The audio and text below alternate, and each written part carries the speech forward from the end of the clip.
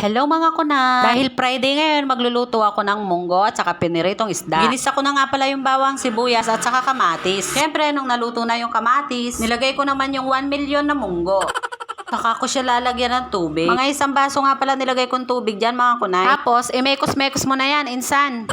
Pagkatapos mekos-mekos na insan, lalagyan natin ng chicken cube, paminta, at saka 2 kutsarang patis. At dahil matabang pa mga kunay, dadagdagan ulit natin ng 1 kutsarang patis. At syempre, dahil munggo ang ulam natin, magpiprito din tayo ng isda. Dahil malapit na maluto ang munggo, ilalagay na natin ang 4,000 na ampalaya at saka 9,000 na malunggay. Tapos, mekos-mekosin mo ulit, insan.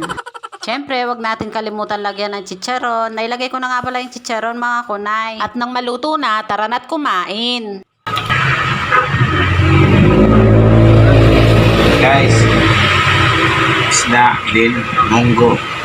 Sarap po ito luto ni Mrs. Kaya po,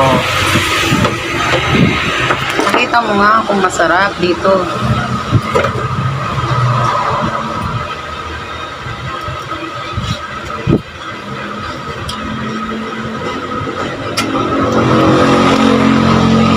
masarap, mahilig lang.